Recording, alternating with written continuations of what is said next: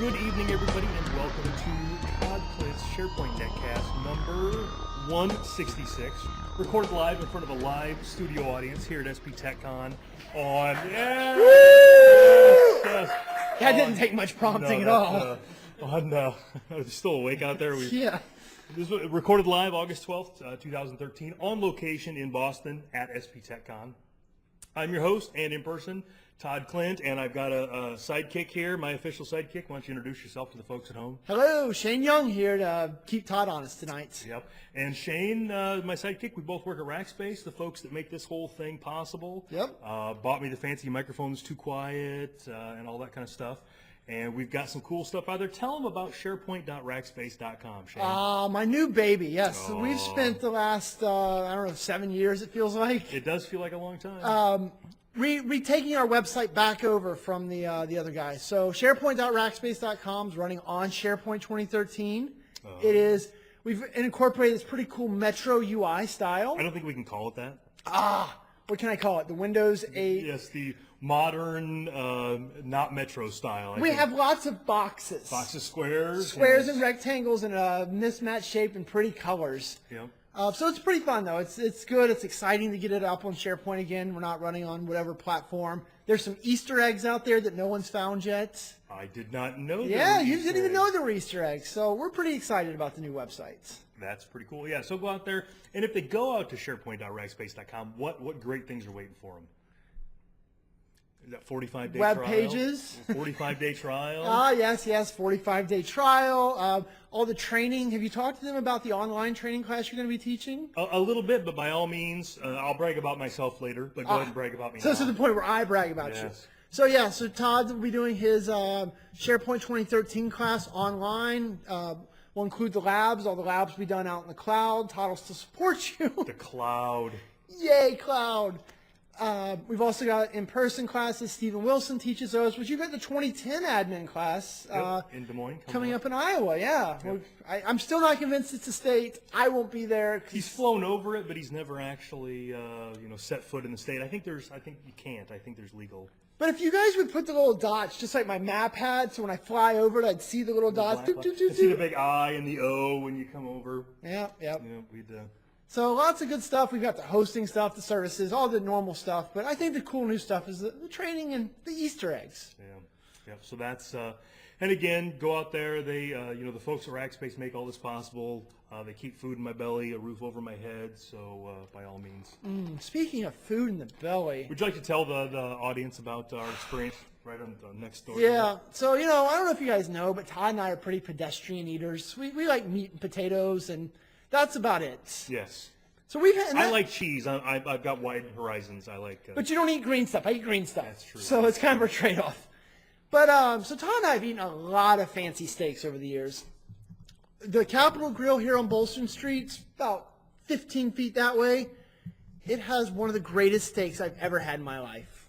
Yeah, we both got the Delmonico, and it was a little slice of heaven right there. Yeah, I mean the only steak that I know beat it was the one that I paid for by the ounce. It was real Kobe, and they literally say, "Hey, here's the price per ounce. How many ounces would you like, sir? How many can you afford, sir?" And that's the only steak I know that was actually better than the one we just had over there. So I'll be honest, the only reason I got that expensive steak is because I thought the other guys were going to pay. So I was like, let's look and see, and that was a good. But it was pretty good. When your bonus check's a little light, just remember it's because I had to pick up the bill. Yeah, and I almost made a rookie mistake there. Would you like to tell them the mistake I almost made as I was eating? Yes, he's new to nice restaurants. So I don't get out much. We get to the point where we're done eating for the most part, but there's still the big bowls of sides and the au gratin potatoes were really sitting well with him. Yeah. And so what does Todd do, right? We're all kind of doing the pause to make room for dessert. Yep. Todd goes back in for more potatoes like a good Midwestern boy. We stopped him. We're like, Todd, if you eat those, you're not going to be able to eat dessert. It was, I nearly screwed that one up. The light bulb came on. He's like, whoa, what almost happened here? Yeah, it was pretty close. But we had some great chocolate, whatever. It was gluten-free, so we feel had better. Ice cream on it. Yeah, it was... So anyway, that's what tonight's show's about, is how awesome that steak was. If you guys are here at SPTechCon, there's a bunch in the chat room, and otherwise, you could have. There's a bunch of folks over there now. I assume that's why they're not here, is because they got it. We have a packed room. I mean, clearly the camera can see. If we can turn it around, there's 40, 50 people in here right now. Packed, standing room only. Yeah. So it was a good time. We'll get to SPTechCon stuff later in the show, but it was a good time. So if we're feeling a little or looking a little lethargic, it's because we got the the meat sweats going on, and it's just. Double chins a little protruding. This is a bad angle for the double It really chin. is. We should get the cameras up higher so you could cut it off. Yeah. Anyway. So anyway, moving on. The next part of the podcast I normally do is the production notes. I really don't have a lot from last week. It did go well, but one thing I did want to bring up is part of the production that I've changed in the last few months is I've tried to make the descriptions better. I've tried to put time signatures on so people don't want to suffer through the whole podcast. They can skip to the parts that they want.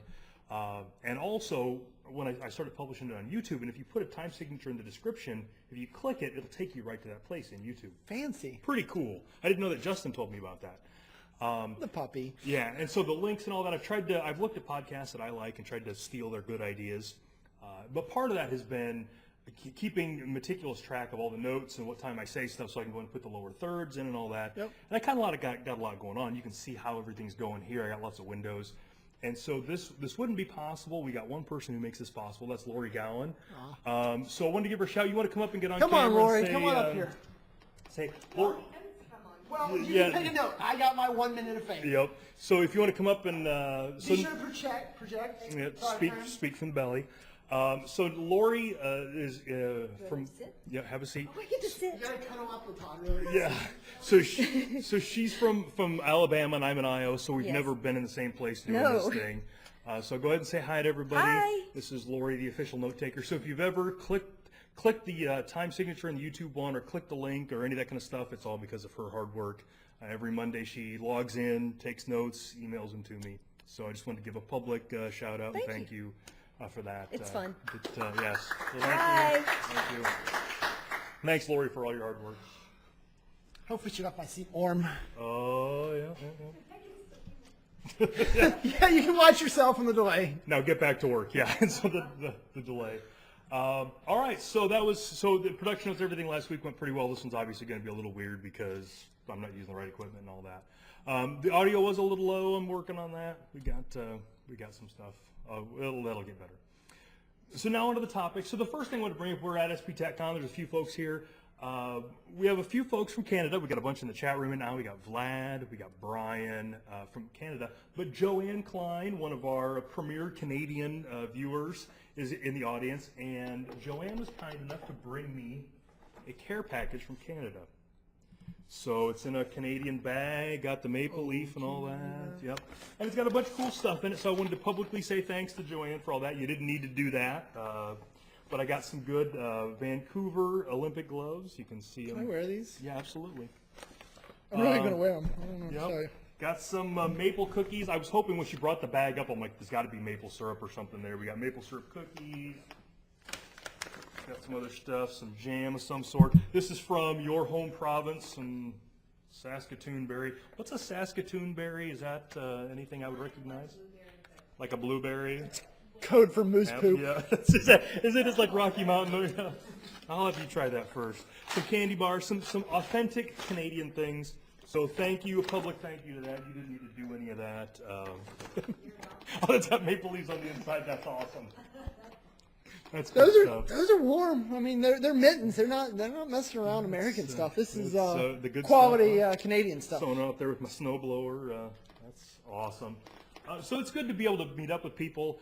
You know, a lot of people in the chat room, people that I've met at conferences and that kind of stuff. So this is good to be able to bring these people back together and meet up with them again. So that's all been good. So far, we've been to SPTechCon here for a day. Yep. And we've only done one session. So we don't have a lot of SPTechCon type things to talk about yet. But we did have that. We had an upgrade session. So kind of wanted to go over some of the things that we discussed at that. So what was one of your favorite questions or discussions from today's session? I think the neat one for me today was, we've talked about upgrade a lot, right? It's a topic that's near and dear to our heart. It's We've done a lot over the years. a lot. And today we got a lot of questions about upgrading from 2007 to 2013. And I found it interesting, right? Because it's easy for us to take for granted the fact that everyone has 2013, right? It's just everyone follows. Everybody upgrades the day it comes out. That's how it works. Yep. In reality, we've got a lot of customers still doing the 2007 thing. Yep. Some of them even, 2007 RTM or Service Pack 1. There's some scary environments in those cases. And I thought there was a lot of good questions there. So I thought, that'd be a good topic, I think, for us just to kind of hit some of those keynotes today. Yep. So we had some people asking about that in the session. Had somebody mention it to me before we came online. And he was WSS V3. Yeah. So we talked about, Doug in the chat room just did one. So we talked about with the out-of-the-box stuff, there's really only one way to do it. Right.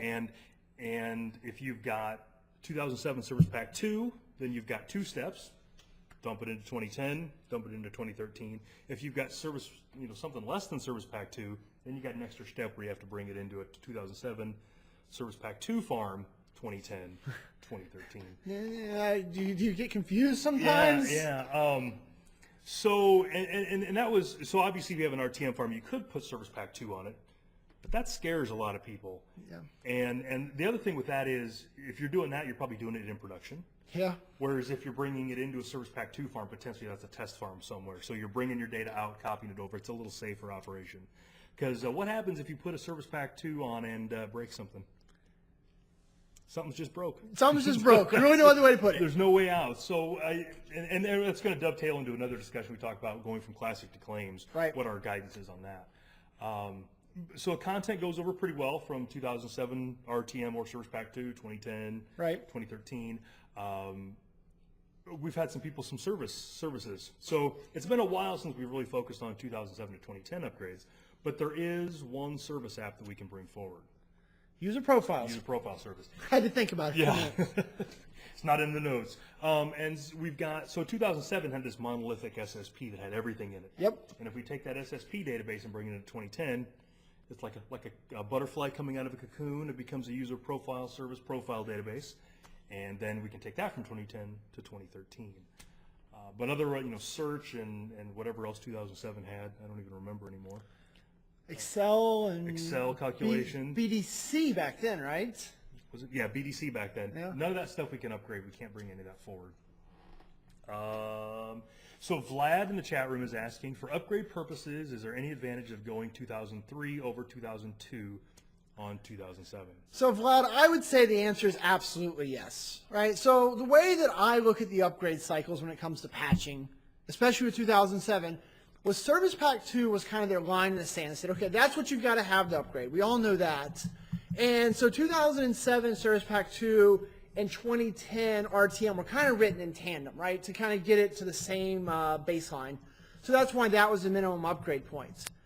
But all of the patches that they took the time to create for 2007 post Service Pack 2, so all the patches ended up rolling to Service Pack 3, over half of those were based on fixing upgrade scenarios. This little thing was broken in upgrade, this little thing was broken in upgrade. So absolutely, if you can get to Service Pack 3, you want to get there, because a large percentage of those patches are focused on the upgrade being easier, being smoother, this little bug getting tweaked here and there. So one of my favorites is when you run the pre-upgrade check, Yep.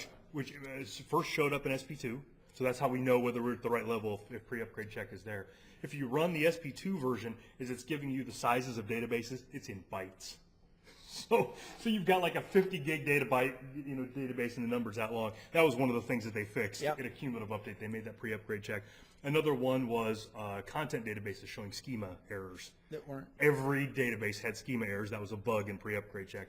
So that's just several examples of the CUs fixing upgrade things.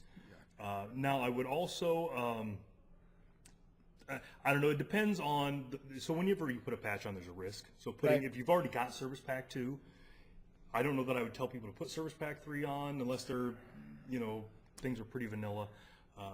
I would pull it, I guess the thing is the upgrade process is so good going into 2010. Our advice to people was always just throw it in 2010 and see what happens. Throw it at the wall and see what sticks. Yep. And there's a good chance it's just going to come over. Yeah. Well, and so one of the things that Todd and I found, the reason that most people didn't get to Service Pack 2 was Microsoft was kind of new at patching SharePoint with the earlier service packs as well, right? Yep. So this is not an exaggeration, not a parable that I've been known to tell. No, you'd never do that. There was a customer in Florida, right? Uh-huh. Yeah. They had a 3-server 2007 farm. Okay. One server had 2001 or 2007 Service Pack 1. Another server had 2007 Service Pack 1 with that middle. There was a middle CU. I don't remember if you remember that, like the roll up. Yeah, Yep. it had the roll up on it. Yep. And both of those servers were 2007 standard. The third server in the farm was 2007 Enterprise running RTM. They brought me in and said, "Will you patch this farm?" And I said, "No." Nope. I like, even in at that point, I'd patched 100 farms. I mean, I was doing that type of stuff every single day. I was like, "There's no way that this ends well." I was like, "You guys are the winners. You get a 2007 SP2 farm. You get a brand new farm. Still gonna have that new farm smell. Yeah. Oh yeah. They were the big winners." But I guess that's the moral of the story. There's a lot of ways with patching in 2007 to get yourself in trouble. With 2010, 2013, there's more logic in the equation. It won't let you mispatch. Yep. If it lets you mispatch, it'll tell you about it. It understands the moving pieces in the patches. Yep. 2007 is like, yeah, you want to put a patch on that? You go right ahead. So that was one of the crazy things. If you had a service patch, so you're giving your customers farm there. When you patched it, you had to do the WSS patch first. Yep. Woe to anybody who didn't put the WSS patch on and put the MOS patch on, because it would absolutely let you, and it absolutely just tears Eat things your up. farm.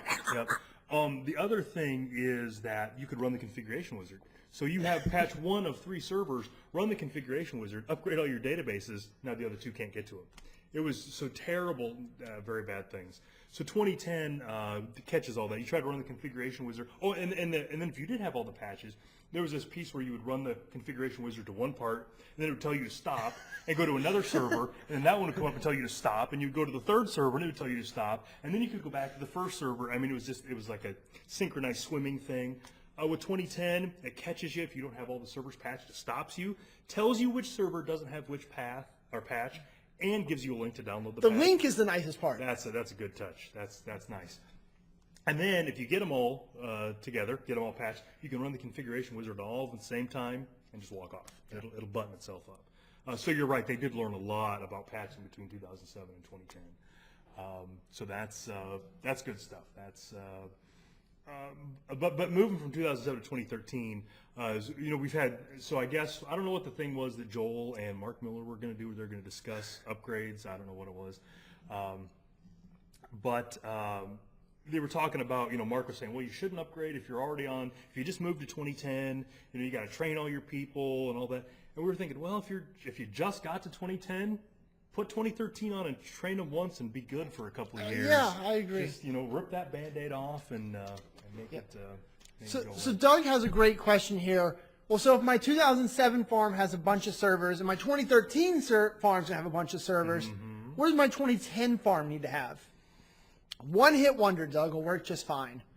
Another one of my fabulous stories. I like stories.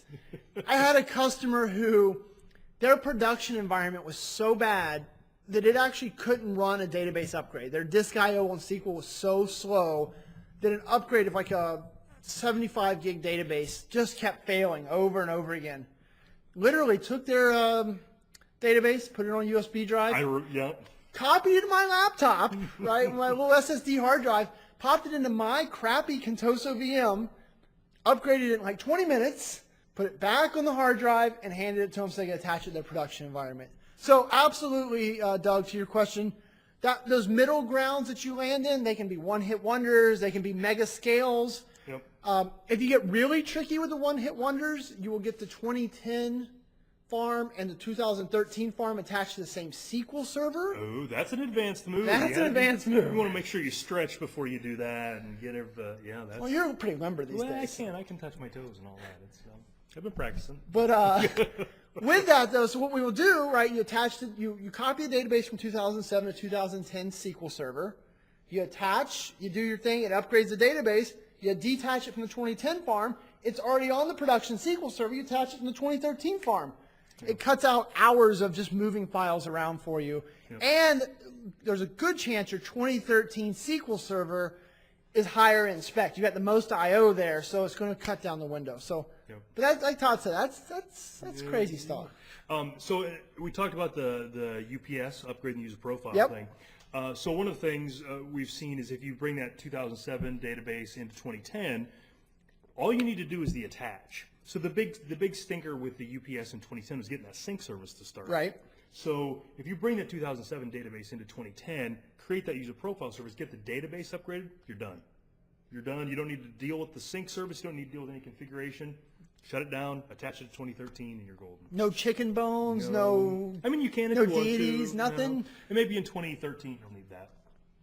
But then another thing about that is, so once you get into 2013, then you have that old school AD sync that 2007 had. So you might not need to do the sync service stuff at all. So you might skip. Oh wow, I hadn't thought of the joys of that. It's almost like a cheating. That's almost cheating hard. No, don't ever sing again. Sorry. So yeah, there's just a lot of great shortcuts and stuff that you can take to make that all happen. And yeah, I'm always surprised there's 2007 farms everywhere. Talked to customers with them last week. Talked to people here. They're all over. Yeah, I found one where we worked one day. It was a little tough. You want to talk about that right there? Services farm. I can't. My eyes. I'm like, what? Had a birthday here not too long ago. No, it's in a couple weeks. Thanks for noticing. That's right. What are you sending me? Nothing. Gloves? No, hell no. I'll keep those. Yeah, so another great question we had today in this session was a services farm. So this poor guy had been conned. I mean, he pretty much admitted to it, right? He was conned when he built his 2010 farm that he did the services farm where search and profiles and BDC and Excel were all in one dedicated farm. And then there was all the other content farms. So he had, a content farm for his portal and a content farm for his extranet. They were all consuming services from that one central farm. And so he wanted to know, what is the upgrade story around that? Well, we explained to him the upgrade story there. We're like, all right, you can upgrade the 2010 services farm to 2013, and the 2010 farms can still consume from it in a temporary state. So no big deal. So do the services farm first, the content farms later. Then he said, well, what if I just wanted to consolidate? I was like, that's the best idea you've had all day, sir, other than coming to the session, of course. Of course, yes. And with that idea, yes, he can absolutely, upgrade that services farm in 2013 and then just start attaching those 2010 databases in the services farm. Yeah, create some web apps and go to town. And change Bob's your DNS. uncle. Yeah, that's, Bob's my uncle. Yeah, that's they say that over across the pond. Oh, it's a thing. Look it up. What pond? That way? I don't know which way. I could be looking up right now. I have no idea which way north is. But it's not a reference to our Canadian friends. No, they're not across. No, they're across them. Gotcha. Okay. Yeah. Sorry. Geography not good. Are you sure north is that way? Oh, North Tower, South Tower. Look at show off. So yeah, that way then. Did you want to come sit up here? You no? Way smarter than either of us. Yeah, well, that's not hard to do though. So we did have a question in the chat room. Jack asked about third-party migration tools. That was an answer to a question today also. Yep. So especially if you're doing if your 2007 farm, if you've got the right number of site collections and the right number of webs and everything, probably just use the out-of-the-box tools. But if you built your 2007 farm, 6 years ago or whatever, and you've learned a lot about you've got too few site collections, too many, and you need to jiggle some stuff around, re-architect, third-party tools are a good thing for that. Because they work from the client side, so I can point a third-party tool, MetaLogix, AvePoint, whoever, at site collection 2007 and say copy it to this web in 2013. Yep. And you can right a lot of wrongs that way. Or if you've got the, I almost hate to say their name, Fab 40. If you've got that in 2007, there's no good way to upgrade that into 2010 without installing the Fab 40 in 2010, which I think should be a felony. I think it should be illegal to do that. But then if you do that, you still got to get it into 2013, which you got to do the same terrible thing. So third-party tools are great for extracting the stuff out of your 2007 Fab 40 into 2013 into a team site or a blank site. And the great news is you can mix and match these techniques. So if you've got some troublesome site collections or webs, use your third-party tool, because a lot of those are metered. You get so many gigs or whatever. Yep. Do the ones you have to with that, and then your good site collections, just bring the databases across, bounce them through 2010, and move it over. Well, and so in that same vein, when third-party tools, someone asked us today, they wanted to go from SharePoint Server Standard Yes. to SharePoint Foundation. And so 2007 MOS Standard to Foundation. And so we told them there that third-party tools, just move the data, no big deal. There's technically no supported out-of-the-box way to move from MOS to Foundation, right? Microsoft supports you going from Foundation to Standard and Standard to Enterprise, but there is no backpedaling way with out-of-the-box tools with Microsoft. Yeah, and that's frustrating, and they've kind of learned that lesson. So if you've got MOS and you create a team site, WSS should be able to render that. It's all the same pieces, and it should go into 2010 Foundation. But if you create a site collection or a web in MOS, it has references to all the publishing crap, even though you're not using it, so it won't come over. In 2010, I've heard that they fixed that a little bit so that you can extract, you can do site collection backups and exports and stuff and put it into a lower SKU. But they also jiggled around the enterprise and standard stuff, so I don't know. But, and apparently my plan for getting rid of the commercials tonight failed miserably because people are getting underwear ads and coffee ads and all that. So the plan was this week there were going to be no ads during the live show. I'll fix that for next week. I'll do a better job. Sorry about that. So we got those. So let's talk about that quick. We got a couple of minutes left. Yeah, so the easy one there, right? Office web apps. They came up several times as well. We all know in 2010, Office web apps have to be installed on a SharePoint server. In SharePoint 2013, Office web apps have to be installed on a separate server. But SharePoint server. And what happens? So let's say you're super smart. You know, you had your Wheaties for breakfast and maybe some of that fish oil or whatever, and you can figure out a way to install the Office web apps on your SharePoint server. Take that, Microsoft. Oh, you have shown them. Until you patch Office web apps, then what happens? I think everything just works magically.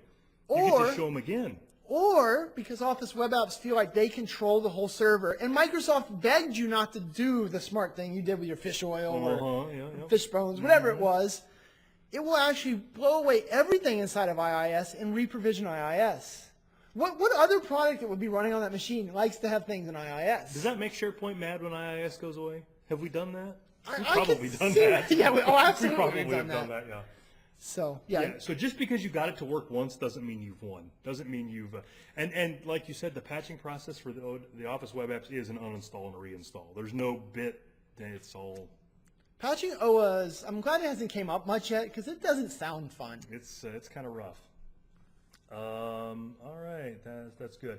So we talked about that. So that's kind of the bit for the upgrade stuff. That's kind of the high points of what we talked about today.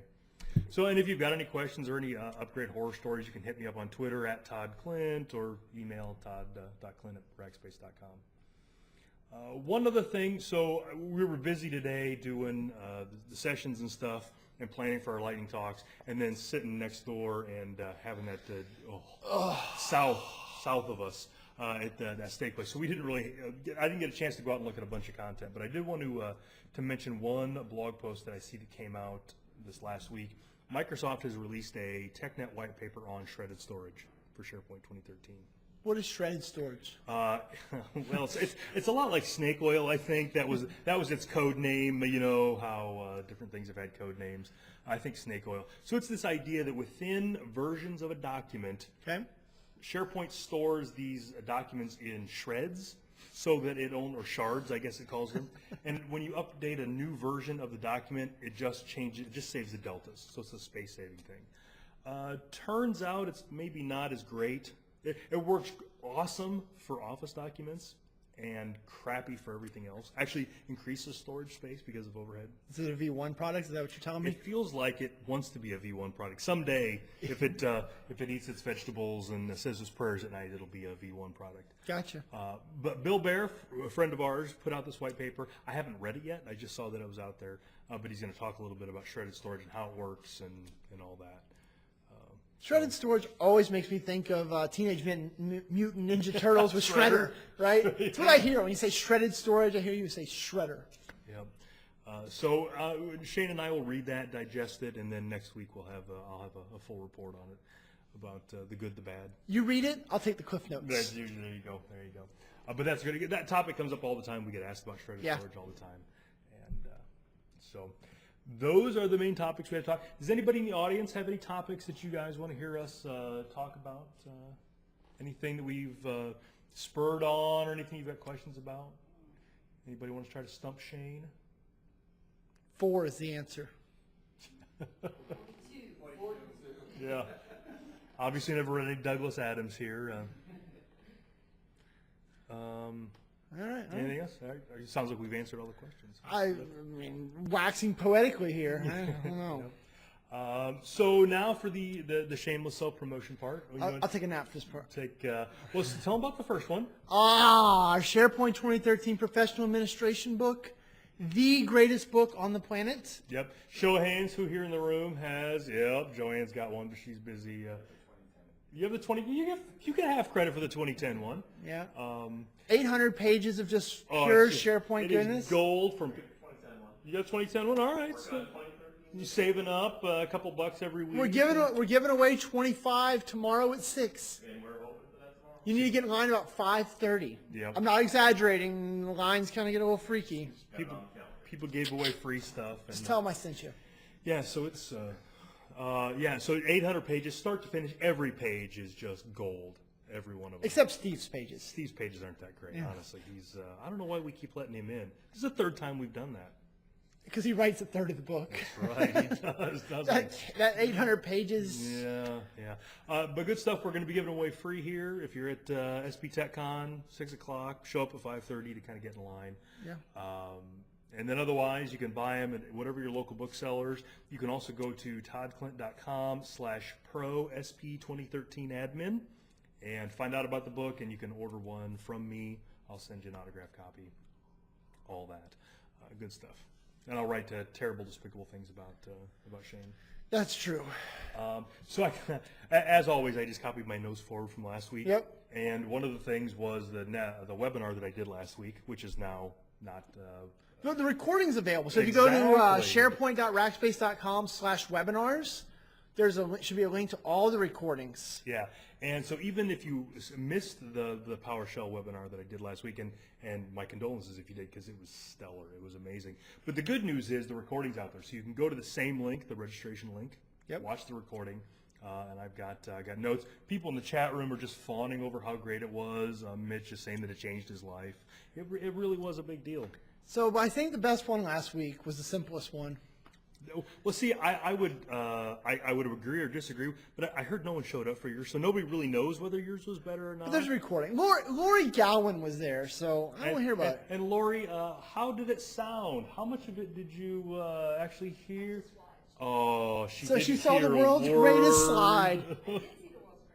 But so no, the good thing there, right? So in reality, we all know that everyone, if you're listening to this, you know what a site collection is. You're not interested. But how many of your users understand what a site collection is? How many of your developer friends understand?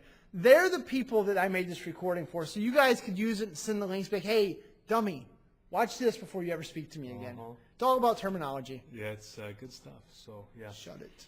Yep. Mitch in the chat room, who's apparently going to try to be my favorite chat room member, said that he went to 4 of the 10 webinars that we did last week, and mine was the best. He actually uses profanity for yours. That's well, it was that good. It brought out profanity. Mitch, you're. Yep. So that was good. But that's one of the things that Rackspace is doing, and we did them on 2010, which we kind of got some feedback on that. But there's an awful lot of people out there using SharePoint 2010, so that's why we did them. But if you like those, if you recorded or watched them, let us know. I don't know how they would send any kind of feedback, but if we get enough interest, we'll do it again. Fair enough. It was a good process.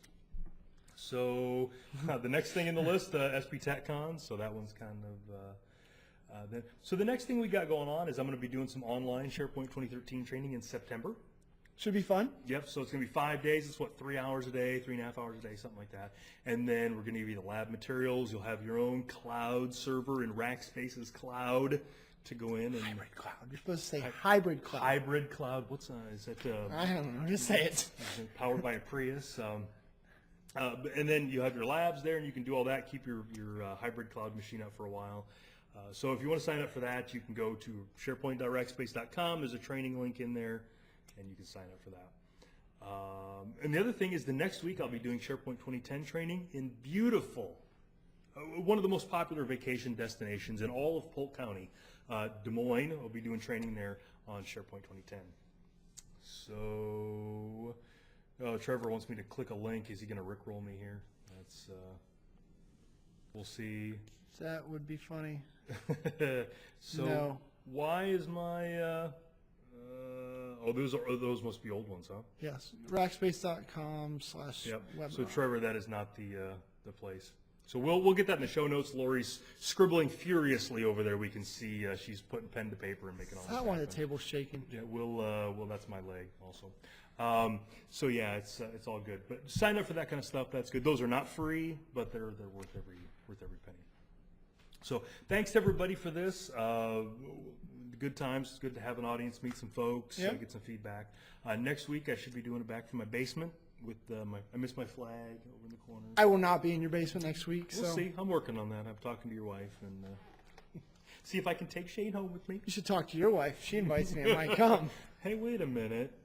So, but thanks everybody, and we'll see you all next week. If you have any questions, comments, at Todd Klindt or todd.klindt@rackspace.com. Thanks, guys. Good night.